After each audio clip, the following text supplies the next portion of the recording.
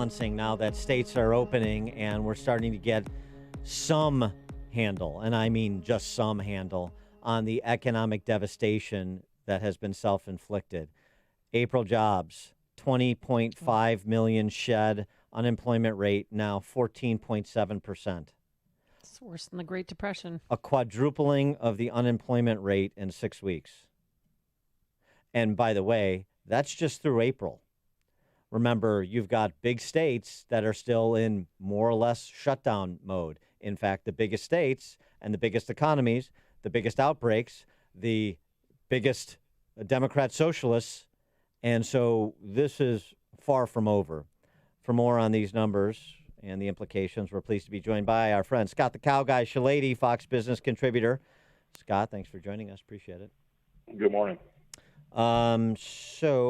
Provide some context for these numbers. I assume, we'll see the Dow spike today on the good news of only 14.7% unemployment rather than 16 or 17 as some predicted.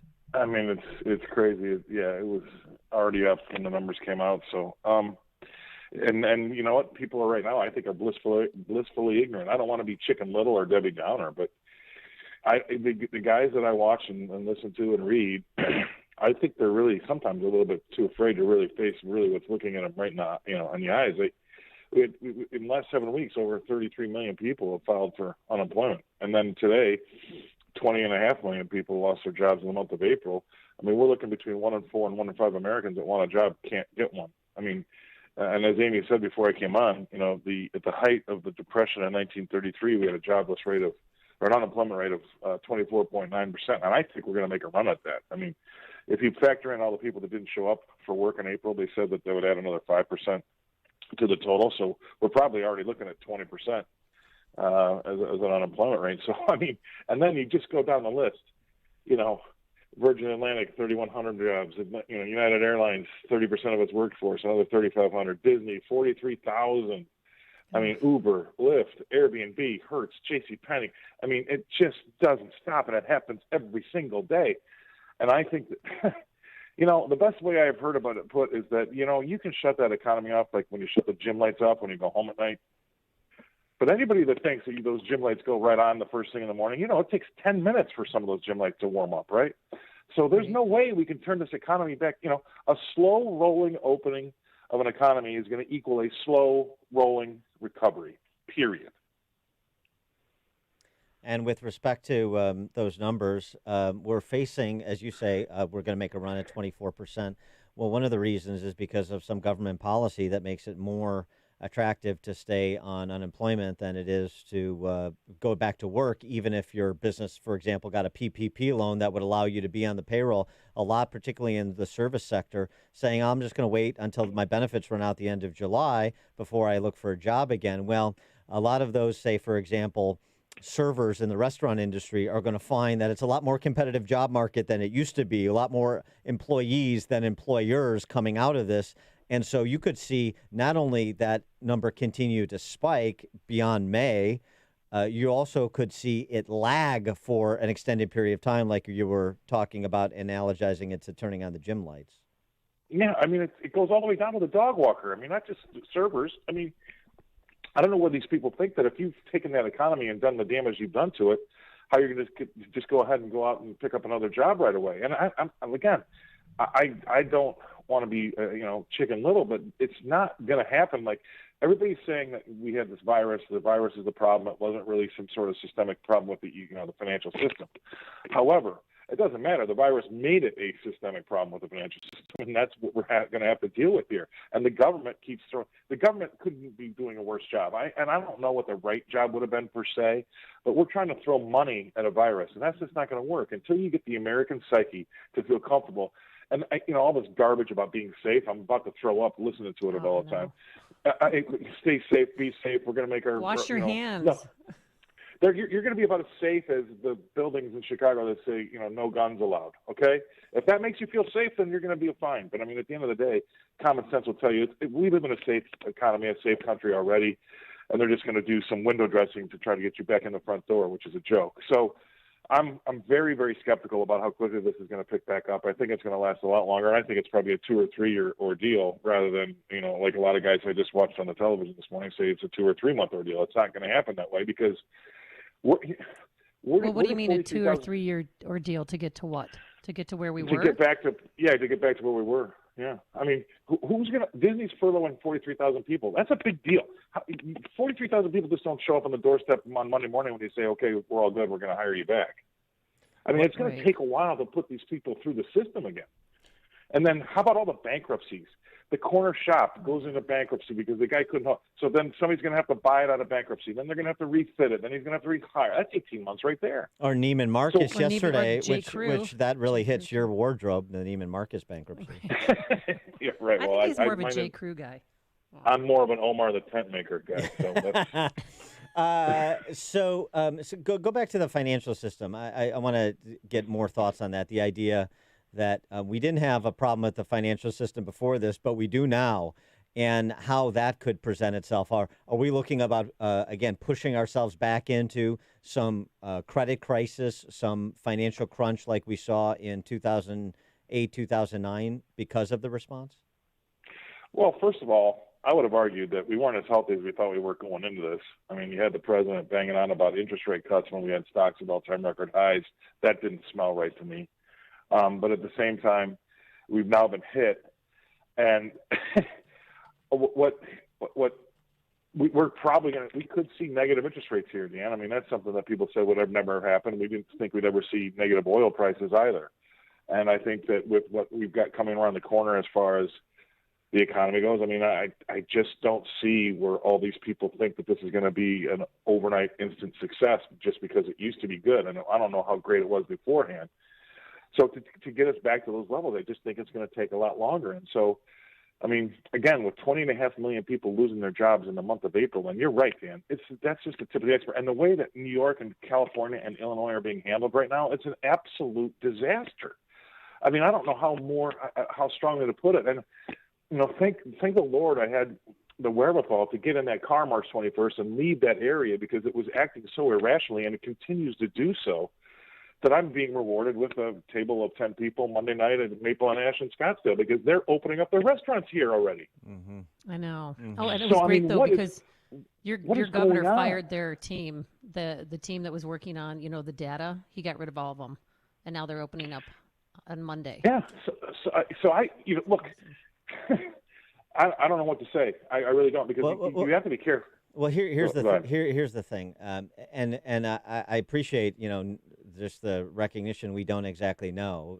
It's that sort of humility that's been lacking from so many political leaders.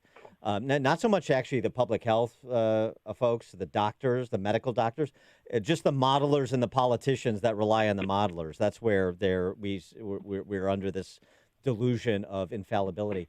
But I go back to something Mike Rowe said earlier this week, who's one of the nation's leaders in common sense. Mike Rowe of Dirty Jobs fame. Yep. So, this idea of, as you were talking about, the slow roll opening, the essential versus non-essential, the idea that you can just end some careers and end some businesses and prop up others. The economy, people working together, people working side by side in different industries. It's like a quilt, he described it. You start pulling on one end, it starts to bunch up on the other. And you can't predict everything that's going to happen with 330 million people and a $20 trillion economy. And that's where we are now, as much as uncharted territory with respect to the virus. Okay, fine, right. A lot of questions we need answers to, and we still do, and we need to keep searching, and we need to keep researching. For all of the predictions from the street, from the financial sector, from the analysts, we're in uncharted territory here, and we don't know how this will metastasize. No, and here's the deal. Bottom line, Governor Holcomb, Indiana, he's made Lake County and another county down by Indianapolis, they're still going to stay on lockdown while he opens up other counties. So here we are in a situation where 3 months ago, if you would have told me on one side of the street you can get a haircut in Porter County, and the other side of the street in Lake County it's illegal to get a haircut, I would have laughed you off the air. I would have been that it's an absolute. Now we have people that I think are sane trying to justify that line of thinking, and I can't understand. Now you've got Ventura County in California saying, "Hey, if you get sick and you've got the virus and you have a home that only has one bathroom, we're going to remove you from your home. Now, I heard Amy saying some crazy stuff like 6 months ago when I was driving into work, laughing. I'm like, oh, my God, that could never happen. Well, guess what? Amy was right. That happened. They're coming for you if you are sick in California, Ventura County specifically, and you don't have enough bathrooms to keep people isolated. And they're going to take you to other housing, other living. How is the world not revolting against that? And these Well, governors, they're doing it in that's right. Chicago too. They're doing it in Chicago. The Hispanic community. If there's many people living in your house, they will take you to a hotel, feed you, give you daily medical care, but they want you out of that situation. So they'll take you out of your home, but the people don't realize that you're not coming home until the government says you can come home. You can't leave until they say you can leave. No, it's just a different prison. But at the end of the day, Dan's right. The governors that have, a lot of them, like Governor Holcomb in Indiana, never had a job. I'll argue the same with Pritzker, too. They're the ones that are deciding who's the winners and who are the losers. That's just not fair. And you know what? The numbers are coming in. The science is coming in that this lockdown is the exact wrong thing to do. Yeah. Sweden is laughing at the U.S. Our immune systems are going down. We should only be putting away or locking up or quarantining the people that are at risk or have an underlying condition. You know, at the epicenter, you could argue, in the U.S. was New York. At the epicenter, per 100,000 people, if you're 18 or under, what was the death rate? 0. 100% correct. Why aren't the schools open? This does not kill children, and it's proving now that they don't really carry it. I mean, they're asymptomatic, but they don't spread. So where are these people getting their information from, and why is it okay to let them err on the side of hysteria, not even caution? Because they're destroying lives. Do you know, let's say the end of this week, we'll have roughly 275,000 people that have lost their lives, unfortunately, through this, this pandemic around the world. But because of this lockdown, the misdiagnoses, the no diagnoses, and no treatment, we're going to see the biggest flare-up of tuberculosis we've ever seen, and it will kill 1.5 million people because of the lockdown. So we've saved we've lost 1.5 million people because of 277,000. Do the numbers. The science is there for these people to make the right decision, but they're just too afraid. I love the discussion about imaginary borders, since we're lectured about how the virus doesn't know borders. Right. But the virus, but it does know the border, a border between one county and the other in Indiana for a barber shop. It does know the border. A great piece from our friend Selena Zito at realclearpolitics.com about how businesses are operating on one side of the Tennessee-Virginia state line versus the other side, the Tennessee side versus the Virginia side. Same businesses, they're 100 feet apart, and they have a completely different regime in Tennessee than they do Virginia. So the virus is going to respect those boundaries and the decisions of those respective governors, right? That it's insanity. It boggles my mind that they can't look at themselves in the mirror and laugh at themselves and say, "What am I doing? This is ridiculous." I mean, what happened to common sense? I mean, they're playing with people's lives, and at the same time, a 10-year-old person could figure this out. It's not that difficult. He is Scott. He is Scott the Cow Guy Shellady, Fox Business contributor. Scott, always a pleasure. Thank you. All right. Have a good weekend. Yeah, enjoy your dinner Monday night. It sounds delicious. And he joined us on our turnkey.pro answer line. Connect with Dan and Amy on the AM 560 The Answer mobile app. Just text the word app to 64636 to download the app today.